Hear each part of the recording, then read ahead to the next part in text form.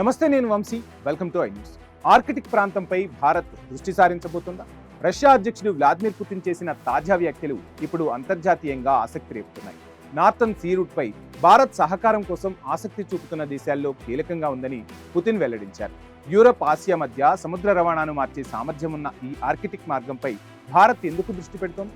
రష్యాతో కలిసి పనిచేయడం వెనుక భారత్ వ్యూహం ఏంటి? Watch this story. ఆర్కిటిక్లో భారత్ రష్యా సహకారానికి సంబంధించి కీలక పరిణామం చోటు చేసుకుంది. నార్థన్ సీ రూట్ పై భారత్ ఆసక్తి చూపుతోందని రష్యా అధ్యక్షుడు వ్లాదిమిర్ పుతిన్ తాజాగా ప్రకటించారు. చైనా, భారత్ సహా రష్యా భాగస్వామ్య దేశాలు ఈ మార్గంతో కలిసి పనిచేయడంపై చర్చిస్తున్నాయని పుతిన్ తెలిపారు. ఈ సహకారం అంతర్జాతీయ సముద్ర చట్టాల పరిధిలోనే కొనసాగుతుందని స్పష్టం చేశారు పుతిన్. నార్థన్ సీ రూట్ అంటే రష్యా ఆర్కిటిక్ తీరాన్ని ఆనుకుని సాగిపోయే సముద్ర మార్గం.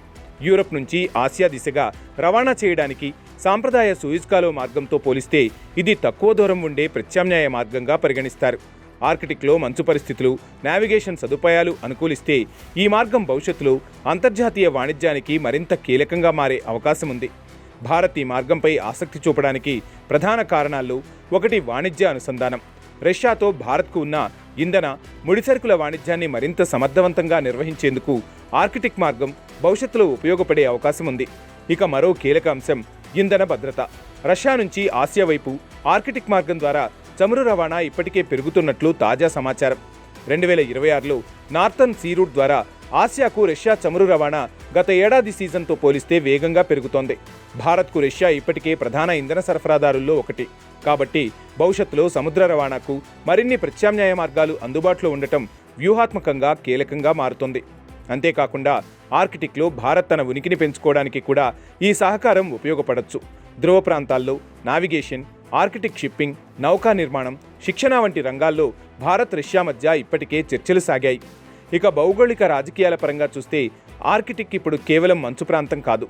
సహజ వనరులు, ఇంధనం, సముద్ర రవాణా, భద్రత వంటి అంశాల కారణంగా అమెరికా, రష్యా, చైనా సహా ప్రధాన శక్తుల దృష్టి ఈ ప్రాంతంపై పెరుగుతోంది. పుతిన్ కూడా ఆర్కిటిక్లో కృత్రిమ ఉద్రిక్తతలు పెరుగుతున్నాయని హెచ్చరించారు. ముఖ్యంగా నాటో విస్తరణ, బాహ్య శక్తుల కార్యకలాపాలపై రష్యా ఆందోళన వ్యక్తం చేస్తోంది.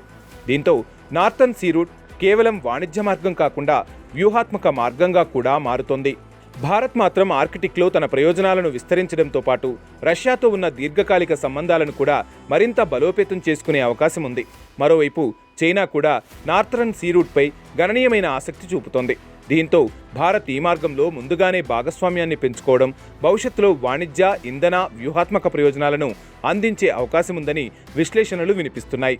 మొత్తంగా చూస్తే పుతిన్ చేసిన తాజా ప్రకటన భారత్, రష్యా సంబంధాల్లో మరో కొత్త కోణాన్ని తెరపైకి తీసుకొచ్చింది. హిందూ మహాసముద్రం నుంచి ఆర్కిటిక్ వరకు కొత్త సముద్ర మార్గాలపై భారత్ దృష్టి సారిస్తున్న నేపథ్యంలో నార్థన్ సీ రూట్ భవిష్యత్తులో భారత్కు ఎంత కీలకంగా మారుతుందనేది ఆసక్తికరంగా మారింది.